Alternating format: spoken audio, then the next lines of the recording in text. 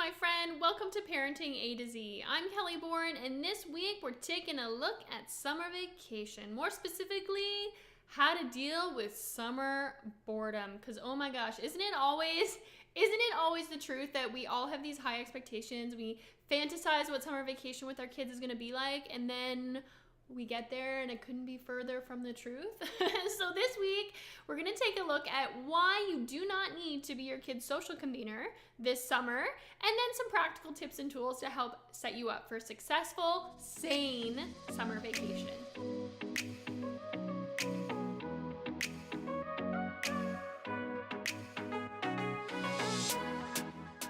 So one of the first things I want to touch on before I really dive into any tips or tools or strategies is just to kind of throw out there, perhaps, to maybe that it might be a good idea to relieve yourself of your social convener hat and hand some of that over to our kids and allow their boredom to become the secret sauce to being creative and making up their own fun. Because I feel like we can fall under that pressure for sure to have like activity centers, or we're gonna do this, or this is like our routine for the whole summer, and I don't know why I'm speaking with this voice, but the pressure is real. The pressure is real, and heck, like we want to know our kids are gonna be entertained, so maybe they're not bugging us, right? Like they're not coming to us every 5 seconds wanting us to solve their boredom problem. But I think that's also a key piece too. Whose problem is it? It's their problem. And I shouldn't really say problem. It's their opportunity to create whatever they want to create out of that boredom space. Because when we are the social convener, when we are the grand master of their summers, we kind of are taking some of that away for them, some of that joy of figuring out what they want to do for themselves and making their own play and making their own fun. And it also allows them to flex some of those muscles, building autonomy, building independence, building that sense of creativity. It all comes from doing these things on their own. And summer is an absolutely perfect time to do that, especially for our kids who have maybe they've been in preschool, maybe they're in junior kindergarten or like the younger grades, or even the older grades where they had a routine every single day for the past 10 months, and now finally they have some freedom. We should allow them some space to do that, and heck, like save us some of the stress of feeling like we need to do it for them. And I think one of the greatest ways to start actually looking at your summer vacation is, rather than getting into the nitty-gritty of like what you're going to do, is look at what your needs are. Like, what are your needs as a parent? Are you working? Do you have any trips that you're doing? Any family vacations? What about your kids? Do they have soccer practice? Do they have swimming practice? What are your big items that take up space on the calendar? And even mapping that out a little bit can help. So take a look at your schedule. Look at what you need as far as childcare, as far as summer camps, right off the bat. So it takes the stress level down a notch when you can look at it on the calendar and have everything kind of the big picture mapped up, seeing when you maybe need childcare and maybe when it would be good to have them home with you. But trust me, skipping that step can lead to a summer full of stress and frustration and almost resentment, because sometimes I know when we have that fantasy, it's like, oh, we're gonna have the kids home, it's gonna be so great, and then we're busier with work than we thought, or we can't be as attentive as we wanted to be. It can be really tough, and it can really put a strain on the relationship, and suddenly summer feels more like Survivor. So look at your schedule and look at your needs first. Plan out any camps or play dates or activities right off the get-go, and then you can worry less about the day in, day out boredom issues when you've got those big picture items covered. So then when you do have your big picture items, you know when the kids are going to be home with you, you know when they're going to be at summer camps, you know when you're going to be on vacation, all that jazz, is then you can start to be a little bit proactive about what the day in, day out is going to look like. And my biggest suggestion is, part of removing that social convener hat, is talking about it with your kids. I know I'm always looking at my kitchen table when I'm talking about my kids, but talking with them about what they want to do this summer and what might be fun for them, and what are some activities they think would be good, and what are some of their ideas of what we should do if it's really rainy or we can't go outside, and just sit down and have a totally fun, totally casual brainstorming session where nothing's off limits. You can write everything down, every wacky idea, every crazy idea, and just get a really, really big bank of things that they're excited to do over the summer, because then when it gets to be, it's been raining for a week and everybody's going a little bit crazy, you don't really even have to think in the moment. You can just go back to your list and refer to that. And same thing on the day-to-day. If your kids are bored, you can just refer them to that list that they made, and you can constantly be updating, and when they get new ideas, you can throw it on the list.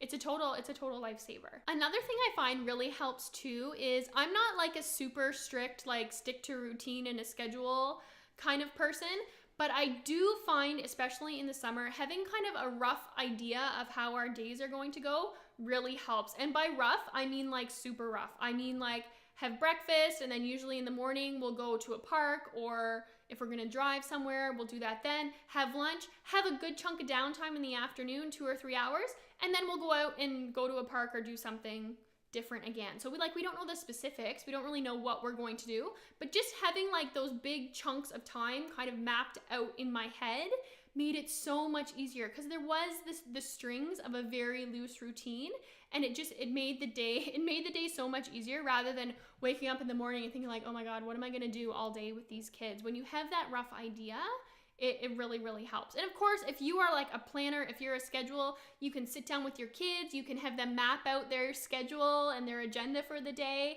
especially if they are getting into school age where they can make their own list. They can write it out for themselves of their wish list of what they want to do that day. Of course, by all means, the routine can be as jam-packed or as precise as you want it to be, but just even having the loose plots of, okay, breakfast, park, lunch, downtime, park, it helps. It saves so much of your sanity.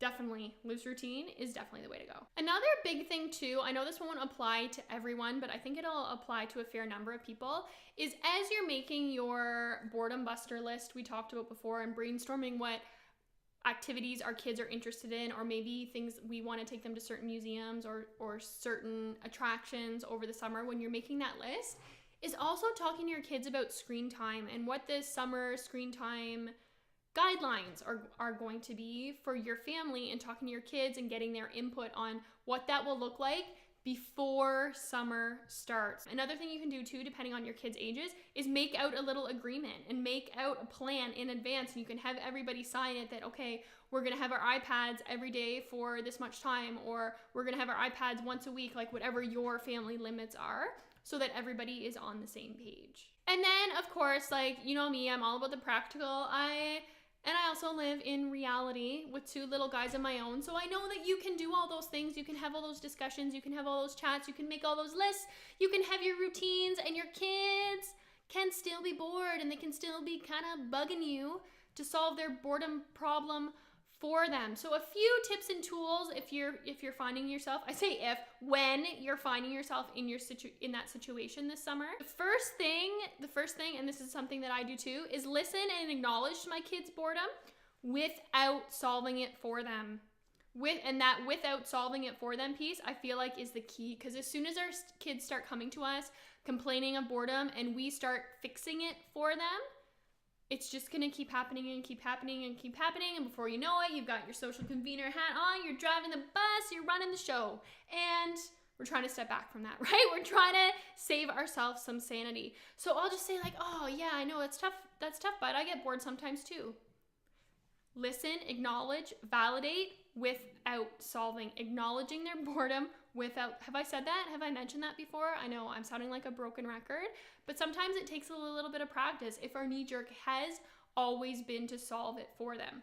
And one thing that the second piece of that is, after acknowledging and kind of listening to them, is giving them some options, but not maybe giving them options in the way that you're thinking. My options are generally, oh yeah, I know that's tough, bud, so I guess we got 2 choices. We can either continue to be bored, or we can find something to do. Leave it in their hands. It's their choice. There's nothing wrong with being bored. Heck, go lay on the grass, go lay on the couch, just stare off into space. That's fine. There's nothing wrong with that. There's nothing wrong with that at all. Or you can find something to do. Have at her. What do you feel like? So offering them those 2 choices, I found is really, really helpful at listening to them, respecting them, and also keeping it in their hands. It's up to them to solve their own boredom problem. And heck, I know for some of you who are like, oh, I know, it's just like they're totally driving me nuts. If you need to offer a suggestion of something to do besides referring them to their list that you made in advance, one of my absolute favorites, I guess this is kind of breaking my own rule of not solving their boredom problem for them, is I'll say, okay, well, I have tons of, you could sweep, or you could help me vacuum the room, or you could go make your bed. I can come up with 50 million options that involve cooperatively contributing to the functioning of the household. How does that sound? And it's pretty amazing how, do you know what? Sometimes they actually will do it. One of my kids loves vacuuming, which I know it's weird, but hey, I am taking full I'm taking full advantage of that. Is if they don't want to do that, they will very quickly start drawing or start coloring or making up their own hide and seek game or doing anything else that doesn't involve cleaning up the house. So I think I'll leave it there. I wish you the best of luck on summer vacation and dealing with summer boredom. I know it's hard to kind of take off that social convener hat if we're used to planning everything out for our kids, but really I challenge you. I challenge you to hand summer over to your kids. Allow them to make their own magic. Allow them to create out of their boredom, to use their boredom as an opportunity to do whatever the heck it is they want to do. Kids' imaginations are absolutely amazing if we just step back and allow them the opportunity to use them. So I'll leave it there. Let me know if you have any questions or comments. Of course, if you're looking for any more in-depth resources or support, make sure to check us out in the Parenthood. I hold regular office hours, and I'd absolutely love to chat with you. It'd be nice to chat with you face to face. Although this, I don't know, for me this kind of feels like face to face, but it's always good to see the real person on the other end of these videos. So take care, guys.